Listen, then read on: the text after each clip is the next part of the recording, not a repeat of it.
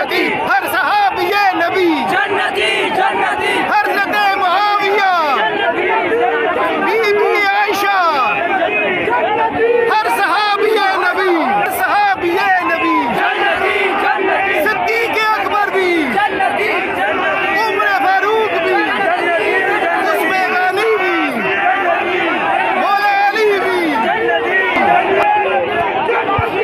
सहाबी ये नबी जन्नती जन्नती, सिद्दीक़ अकबर भी जन्नती जन्नती, उमर फारूक भी जन्नती, उस्मान गनी भी, मौला अली। اور نہ میں ولی ہوں کہ میری کرامت ہے اور نہ میں غیب جانتا ہوں، لیکن اگر یہ واپس نہ آئے انہیں گلی گلی پڑیں گے، اور اگر یہ باز نہ آئے حشر وہی ہوگا جو داتا صاحب پہ ہوا ہے۔ جاگ اٹھے ہیں اہل سنت، گونج اٹھا یہ نعرہ ہے، دور ہٹو ہے رافضی پیرو۔ کچھ لوگوں کو داتا صاحب پہ جھوٹے پڑے، اور صرف داتا صاحب ہی نہیں، اور نہ میں ولی ہوں کہ میری کرامت ہے اور نہ میں غیب جانتا ہوں، لیکن اگر یہ واپس نہ آئے انہیں گلی گلی پڑیں گے۔ پچھلی رات جلسہ تھا تو ہر ایک ماتم کر رہا ہے، جو کروایا ہے جلالی نے کروایا ہے، سارا قصور جلالی کا ہے، سب کچھ اس نے کروایا ہے۔ میں یہ بتانا چاہتا ہوں کہ میرا کیا کردار ہے، میں سینے پہ ہاتھ رکھ کے اس کا اعتراف کرتا ہوں، لیکن آگے فیصلہ تم نے کرنا ہے کہ جوتے کس نے مارے ہیں، کس نے مروائے ہیں۔ ایک بندہ تمہارے سامنے کئی سالوں سے جب بھی تم نے اس کو دیکھا، پہرے دار دیکھا، دیندار دیکھا، حاجی دیکھا، نمازی دیکھا، تہجد گزار دیکھا، اللہ سب کو محفوظ رکھے۔ وقت آیا وہ بندہ پھسل گیا، کہیں اندھیرے میں وہ بدکاری کر رہا تھا، کہیں اندھیرے میں وہ چوری کر رہا تھا، کہیں اندھیرے میں وہ کوئی گناہ کر رہا تھا، اور سمجھتا تھا کون دیکھ رہا ہے مجھے، اندھیرا ہے، میرے بارے میں جو لوگوں کا نظریہ ہے ڈیمیج نہیں ہوگا، مجھے اب بھی وہ محدث مانیں گے، اب بھی مناظر مانیں گے، اب بھی پرہیزگار مانیں گے، کیونکہ میرا اتنا لمبا کردار ہے، کیا پرواہ ہے مجھے۔ مگر ہوا یہ کہ جہاں اندھیر نگری سمجھ کے وہ سب کچھ کر رہا تھا، اچانک کسی نے بلب جلا دیا،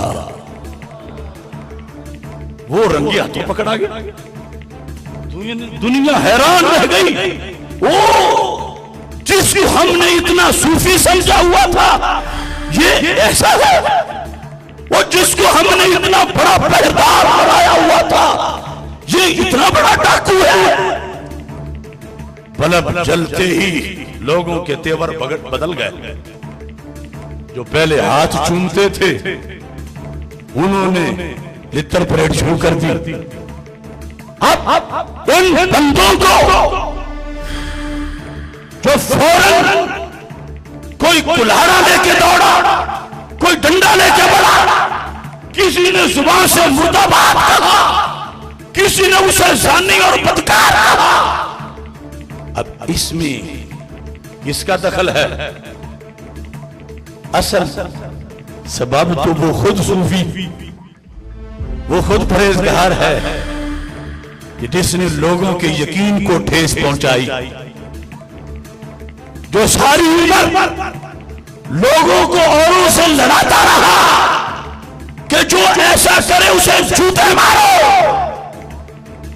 لیکن جب خود لوگوں نے ویسا کرتا پکڑ لیا، اب یہ تو فطری بات ہے کہ لوگوں کو تو غصہ آنا ہی تھا، لوگوں نے تو مشتعل ہونا ہی تھا، لوگوں کا یہ انداز ایک فطری تقاضا تھا۔ یہ تو بڑا ڈاکو ہے، مجرم ہے، اس نے ہمیں دھوکے میں رکھا۔ اور اللہ کا شکر ادا کرتا ہوں اس اندھیر نگر میں اس نے مجھے بلب لگانے کی توفیق دی.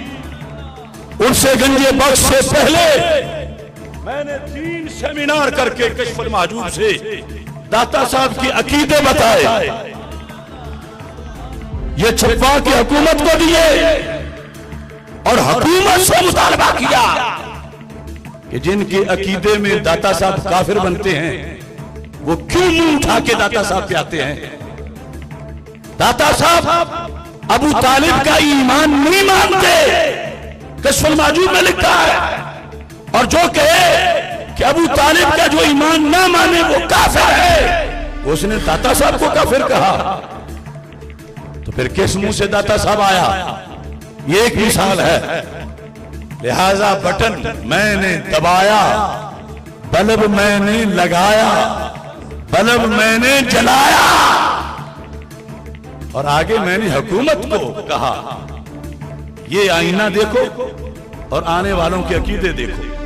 اور صرف یہ نہیں, داتا صاحب کی جو پورا عملہ ہے, ڈائریکٹر ہو جو کچھ, سب سے اس عقیدے پر حلف لو جو داتا صاحب کا ہے, ورنہ ان کو خواہ خطیب ہو امام ہو وہاں سے فارغ کرو. اب بٹن میں نے دبایا. غصہ عوام کو پھر اتنا تھا کہ کہیں ملے صحیح نہیں پا رہی ہے کہ ساری زندگی تم جن کو گند کہتے رہے, جہنم کا کتا کہتے رہے, تم نے ان سے جھٹیاں کیوں لگائی؟ غصہ تھا لوگوں کو کہ ہماری رشتےداریاں انہوں نے چھڑائی, ہم نے بد عقیدہ اپنے ماموں چچے ان کے کہنے پر چھوڑے, اور یہ چند ٹکوں کے لیے انہی گٹروں میں جا گرے. یہ ایک فطری ایمانی انداز تھا عوام میں. تو بٹن میں نے کیوں دبایا کہ سرکار نے ڈیوٹی لگائی ہے, جو حدیث میں نے پڑھی کہ صرف بڑا عالم ہونا کافی نہیں, صرف بلب والا ہونا کافی نہیں, صرف ہولڈر میں بلب فکس کرنا کافی نہیں.